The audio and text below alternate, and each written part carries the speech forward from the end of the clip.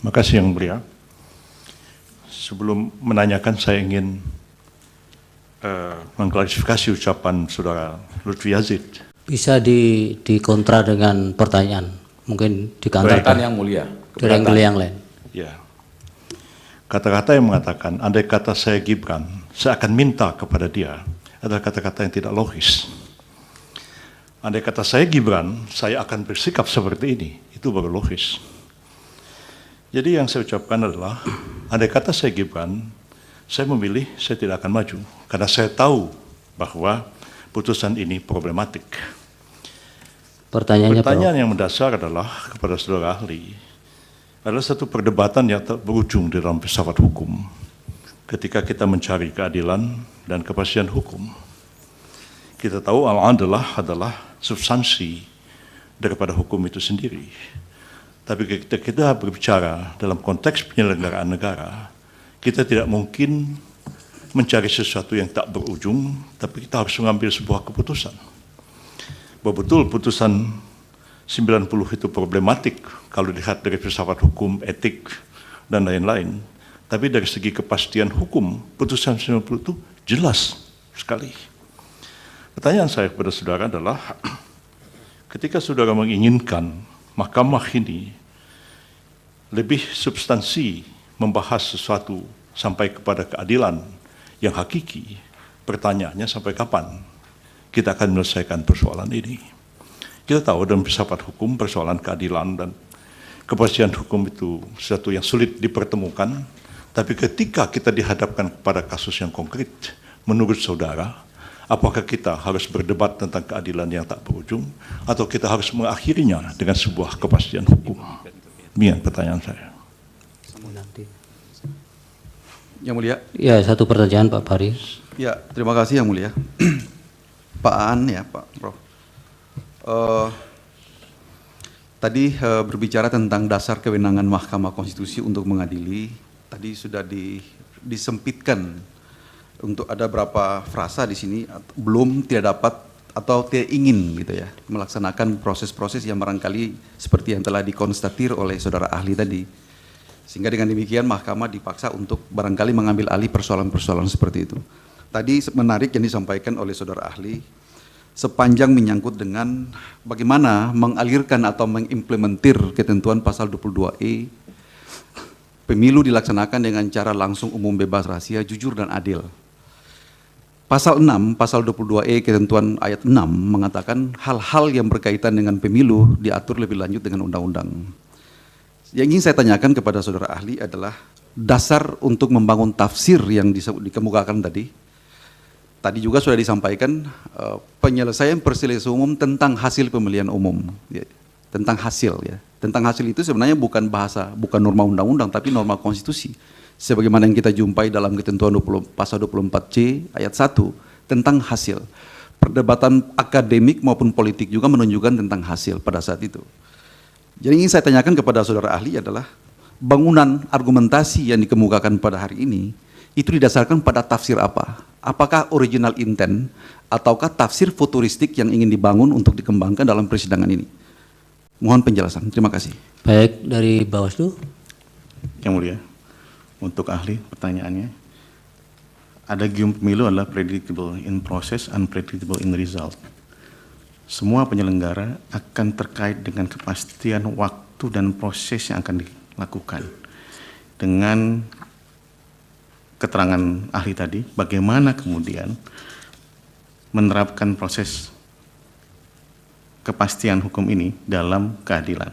Sedangkan keadilan ada 3 hal yang harus dituju: manfaatan, kepastian, dan akhirnya keadilan. Kata keadilan inilah yang kemudian terdiri atas 2 itu. Bagaimana pendapat ahli? Terima kasih Yang Mulia. Baik, dari Hakim Pak Arsul Yang Mulia, silakan. Terima kasih Yang Mulia Pak Ketua. Terima kasih untuk keterangan ahli. Saya sedikit saja dari apa yang ahli sampaikan dalam paparan tertulis. Ahli mendorong agar mahkamah melakukan judicial activism. Itu di satu sisi. Tapi di sisi lain juga ada pikiran-pikiran, pandangan-pandangan bahwa mahkamah juga perlu melakukan judicial restraint. Nah, saya ingin tanya dalam konteks antara judicial activism dengan judicial restraint itu posisi mahkamah kalau menurut ahli sebaiknya seperti apa? Ya, apalagi mahkamah seperti yang tadi disinggung oleh Bawaslu itu dibatasi oleh legal framework tertentu seperti menyelesaikan perselisihan ini dalam waktu 14 hari. Terima kasih. Silakan Pak An, singkat-singkat saja jawabnya. Baik, terima kasih Yang Mulia. Mohon izin menjawab. Pertama, pertanyaan dari Pak Lutfi. Apakah hanya hasil? Jelas tadi dalam paparan saya sampaikan bahwa tidak terbatas pada hasil. Proses juga termasuk. Yang kedua, putusan 90 cacat hukum yang serius. Ini juga sudah diuji oleh Mahkamah, putusan 90, dan putusan berikutnya dari Mahkamah adalah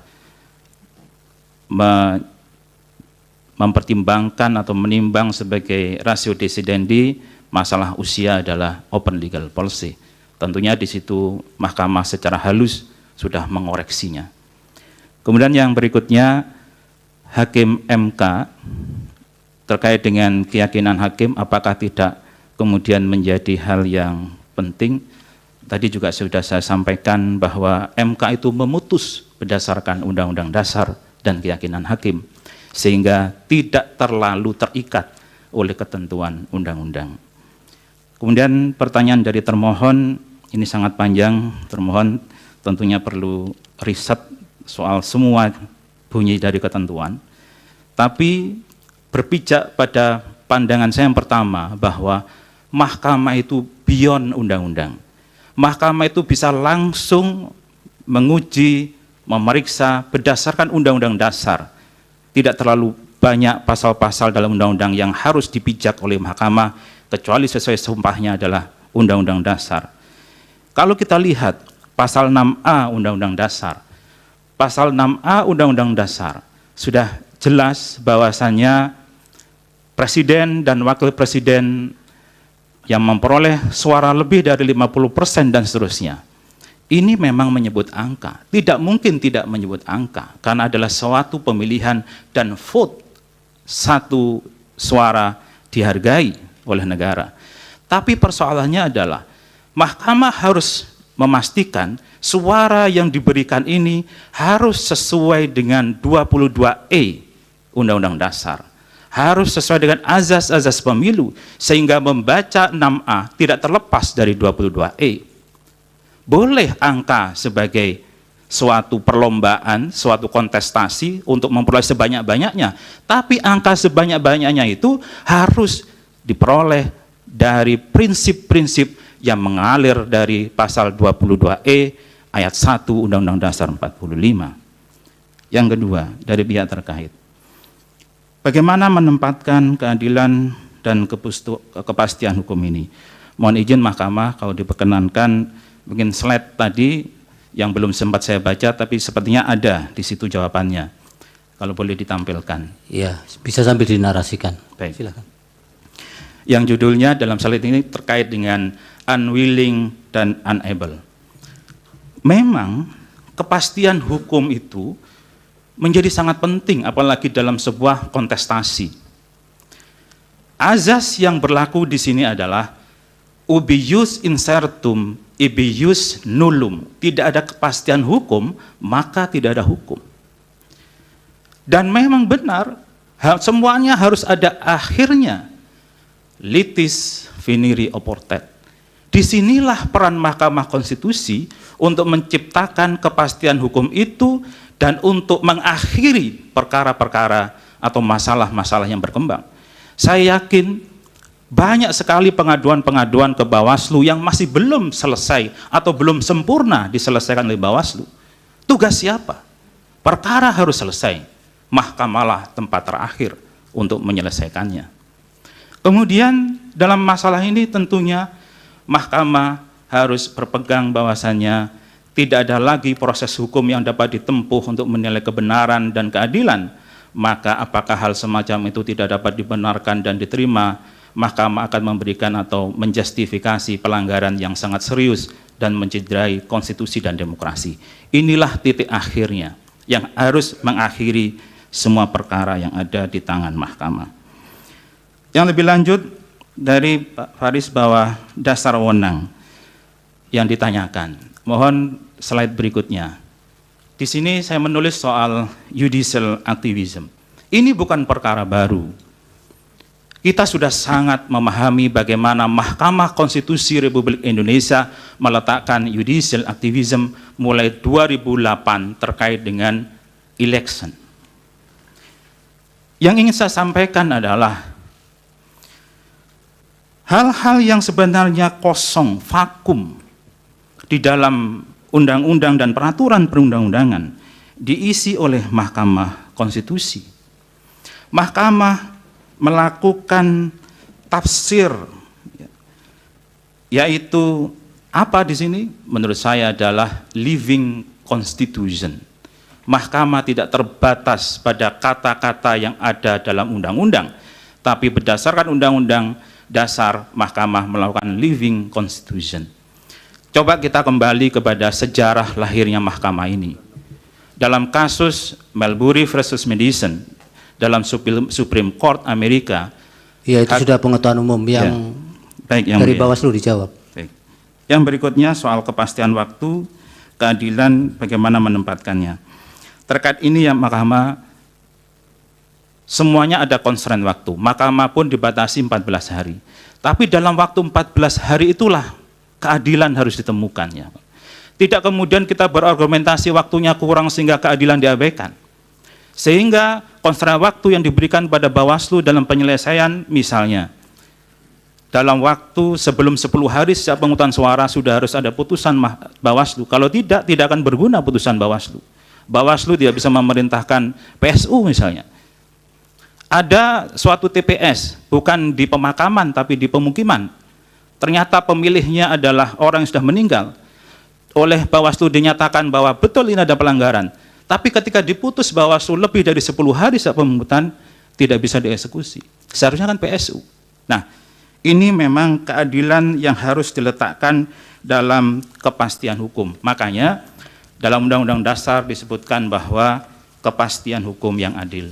Yang terakhir, mohon izin yang mulia, Pak Dr. Asrul Sani, bagaimana ketika dihadapkan antara judicial activism dengan judicial restraint?